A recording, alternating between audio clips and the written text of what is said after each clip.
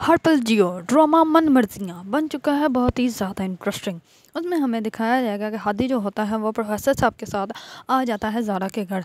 जैसे ही ज़ारा के घर आता है तो ज़ारा भी आगे से उसको नज़र आ जाती है, लेकिन ज़ारा जो होती है वो हादी से बिल्कुल भी बात नहीं करती, क्योंकि उसे लगता है कि हादी ने सबके सामने मेरी इंसल्ट की है।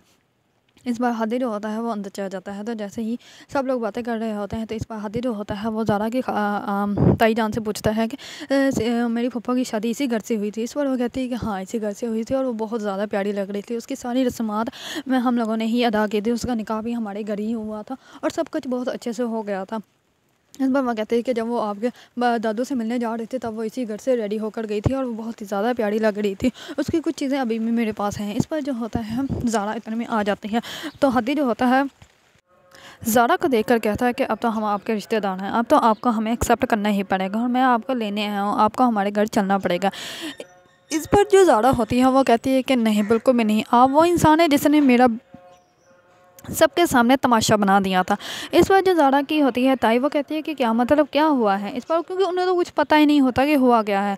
तो इस पर जो होते हैं मंशा के वालिद वो कहते हैं कि बस इतना तुम समझ लो कि हमारी औलाद की वजह से हम आज भी ज़लील और रुसवा हो रहे हैं। पता नहीं हमने कौन सी ऐसी गलती की है कि हमें ऐसी औलाद नसीब हुई है। इस पर जो होता है हादी वो प्रोफेसर साहब से कहता है कि मैं आपसे ज़्यादा लेना चाहता हूँ ज़ारा से बात करने के लिए। इस पर जो होते हैं प्रोफेसर साहब ज़ारा के वालिद वो कहते हैं कि ठीक है तुम जाके बात कर सकते हो। इस पर जो हादी होता है वो जाता है ज़ारा के रूम में और ज़ारा को जाकर मनाने की कोशिश करता है और कहते हैं कि आपको हमारे साथ चलना चाहिए, अब आपको उन लोगों को एक्सेप्ट करने की ज़रूरत है, दादू वैसे भी मान जाएंगे और अब आपकी वो वालदा हैं, अब आपको उनसे मिलना चाहिए। इस पर जो ज़ारा होती है वो कहती है कि कौन वो औरत जिसको ये नहीं पता कि मैं कौन हूँ, उसे तो ये पता ही नहीं है कि उनकी कोई औलाद है भी या नहीं, वो जो ज़िंदा भी हैं और ना ही ज़िंदा लोगों में शामिल भी नहीं है, मैं कैसे उनके पास जा सकती हूँ और कैसे मैं आप लोगों को अपने रिश्तेदार एक्सेप्ट कर सकती हूँ। इतने में ही हमजा आ जाता है। हमजा कहता है कि क्या बातें हो रही हैं। तो इसमें आदि जो होता है वो कहता है कि अच्छा हुआ तुम आ गए हो, अब तुम ही इसको समझाओ कि हम लोग इसके रिश्तेदार हैं, उसको हमें एक्सेप्ट करना चाहिए। इस पर जो होता है हमजा वो कहता है नहीं भाई, मेरी बीवी जो कहेगी मैं तो वही कहूँगा, अगर वो तुम लोगों को एक्सेप्ट कर लेगी तो ठीक है, नहीं करेगी तो मैं उसको नहीं कहूँगा कि वो तुम लोगों को एक्सेप्ट करे। इस पर जो होता है हादी वो कहता है कि हमजा तुम भी इसके साथ मिल गए हो। इस पर ज़ारा जो होती है वो कहती है कि हमजा सोच लें, फिर मैं जो कहूँगी वो आपको मानना पड़ेगा। इस पर जो होता है हमजा वो कहता है कि हाँ मैं भाई तुम्हारी हर बात मानने के लिए तैयार हूँ। ये सारी बातें सुनते हुए हादी जो होता है वो अपना फेस नीचे कर लेता है, क्योंकि हादी जो होता है वो ज़ारा को अभी भी बहुत ज़्यादा पसंद करता है। लेकिन वो हमजा के साथ जब उसको देखता है तो वो उन लोगों को से जेलस नहीं होता, क्योंकि वो नहीं चाहता कि उसकी वजह से ज़ारा का रिश्ता जो है वो हमजा से ख़राब हो जाए। इस बार जो होती है ज़ारा वो कहती है कि आपने चाय पीनी होगी, मैं चाय बना के लेके आती हूँ। इस बार ज़ारा जो होती है वो चाय बनाने के लिए चली जाती है और हमजा जो होता है वो हादी को कहता है कि चलो बाहर जाकर बैठ के बातें करते हैं। इस पर हमजा जो होता है वो हादी के साथ बाहर चला जाता है। दूसरी तरफ मंशा जो होती है उसकी हो जाती है तबीयत ख़राब, उसको लेके चले जाते हैं हॉस्पिटल। जैसे ही हॉस्पिटल जाते हैं तो जो होता है शुजा का दोस्त वो करता है मंशा को कॉल। इस पर वो मंशा के मोबाइल पर देख लेता है कि इसने कॉल क्यों की है मंशा को। इस पर वो अपने नंबर से उसको करता है कॉल और कहता है कि तुमने मंशा को कॉल क्यों की है। इस पर वो कहता है कि उसने मुझसे कुछ कपड़े सही करवाए थे तो इसके लिए मुझे उससे पूछना था। इस पर वो कहता है कि तुम्हारे जो हैं क्लाइंट डील करते हैं वर्कर्स वो क्या मर गए हैं, अब क्या तुम खुद लोगों को डील करते हो। इस पर वो कहता है कि यार तुम्हारी दो बीवी है, इसी वजह से मैं उसको ऐसे डील करता हूँ, वरना मुझे क्या ज़रूरत है। इस पर वो कहता है कि हाँ हाँ बस ठीक है, मुझे ज़्यादा बातें सुनाने की ज़रूरत नहीं। इस पर वो कहता है कि अच्छा अगर चलो जब मंशा फ्री होगी तो उसको कहना मुझे कॉल करना है। इस पर वो कहता है कि वो हॉस्पिटल में है, लेबर रूम में है, क्या तुम्हें अभी बात करवा दूँ उससे या डॉक्टर से बात करवा देता हूँ, उससे पूछ लो कि उसे हुआ क्या है।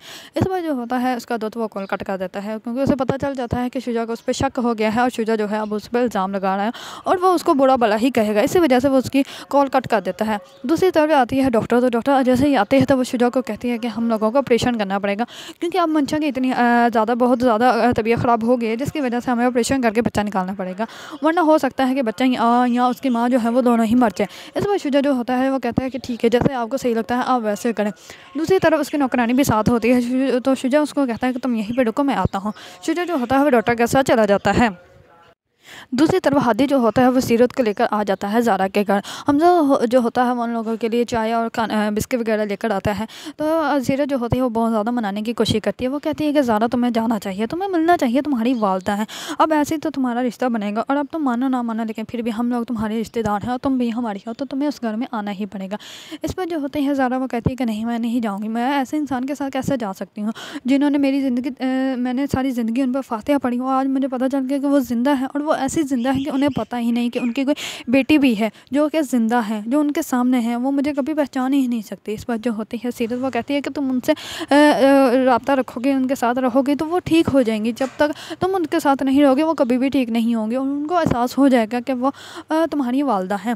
दूसरी तरफ जो होती है सीरत की वालदा, वो आ जाती है ज़ारा की वालदा के पास और जाकर उनको पूछती है कि मुझे ये बताओ तुम्हारी शादी कैसे हुई थी। इस पर वो कहती है कि मेरी शादी नहीं हुई थी, मेरा तो निकाह हुआ था अमीन के साथ और सब बहुत ही अच्छा था। इस पर वो सीरत की वालदा जो होती है वो ज़ारा की वालदा से ये पूछना चाहती होती है कि तुम्हारी अगर बेटी थी तो कहाँ थी और कैसी थी। इस पर उसको कुछ भी याद नहीं होता और वो कहती है कि मुझे सोना है, मुझे नींद आ रही है। तो इस पर जो होती है ज़ारा सीरत की वालदा, वो कहती है कि ठीक है तुम आराम कर लो। जब वो जैसे ही सो जाती है तो जो होती है सीरत की वालदा, वो कहती है कि अगर तुम्हारे साथ अब्बा जान ने ये गलती ना की होती तो आज तुम ठीक होते, आज तुम ऐसे मेंटली डिस्टर्ब ना होते, तुम्हारा माइंड जो है वो सही होता और तुम आज जो है वो सही काम करती और सही अपनी ज़िंदगी में बहुत ज़्यादा खुश होती।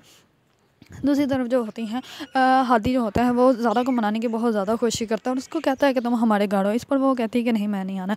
इस पर हमजा जो होता है वो कहता है कि यार तुम्हें क्या ज़रूरत है, तुम सिर्फ ये समझो ना कि वो तुम्हारी वालदा का घर है और तुम अपनी अम्मी से मिलने के लिए चली जाओ। इस पर क्या हर्ज है, और तुम उनसे मिलोगे तो हो सकता है कि वो ठीक हो जाए और तुम्हें भी अच्छा फील हो। इस पर जो होती है ज़ारा, वो कहती है कि ठीक है मैं जाऊँगी। इस पर ज़ारा जो होती है उनसे मिलने के लिए रेडी हो जाती है। दूसरी तरफ दद्दू जो होते हैं उन्हें बहुत ही ज़्यादा एहसास हो जाता है कि उन्होंने गलत किया है, तो वो आते हैं अपनी बेटी के रूम में और अपनी बेटी को देखकर बहुत ज़्यादा रोते हैं और कहते हैं कि मैंने तुम्हारे साथ गलत नहीं किया, बहुत ज़्यादा गलत किया, मैंने तुम्हारे साथ नाइंसाफ़ी की, मुझे पता ही नहीं था कि मेरी बेटी की इतनी बुरी हालत हो जाएगी, वो भी मेरी नाइंसाफ़ी की वजह से।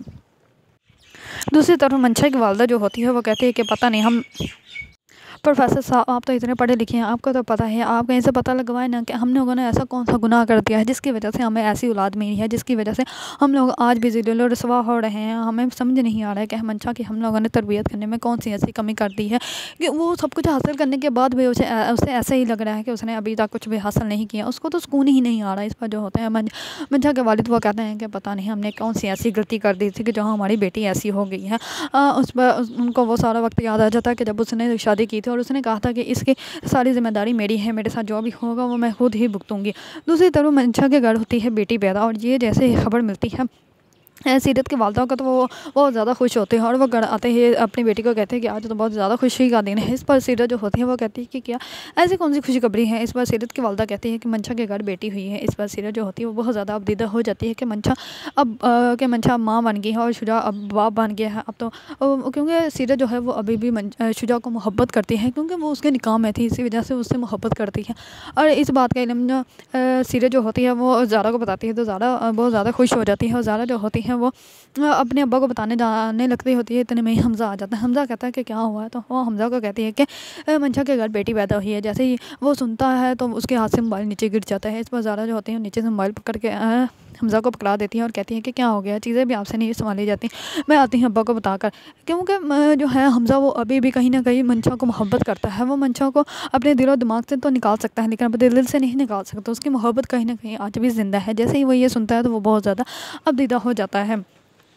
दूसरी तरफ ज़ारा जो होगी वो जाएगी अपनी वालदा से मिलने के लिए। तो जैसे ही उनके पास जाएगी उनको कहेगी कि मैं आपकी बेटी हूँ, तो उसकी वालदा कहेगी कि नहीं मेरी कोई बेटी नहीं है और वो उनसे अपना हाथ भी पीछे छुड़ा लेगी। इस पर ज़ारा जो होगी वो बहुत ज़्यादा अबदीदा हो जाएगी और वो जाएगी हादी के दद्दू के पास। हादी के दद्दू के पास जाके कहेंगी कि आपने मेरी वालदा के साथ अच्छा नहीं किया, आपने बहुत बुरा सलूक किया, आपकी वजह से वो आज इस हालत में है और ना ही वो ज़िंदा है और ना ही ज़िंदा लोगों में शामिल है। इस पर जो दद्दू होते हैं वो कहते हैं कि हमने ऐसा कुछ नहीं किया, वो खुद ही अपने हस्बैंड को नहीं भूल सकी और वो उनकी यादों में आज भी खोई रहती हैं, मुझे तो पता ही नहीं उसके साथ हुआ क्या है।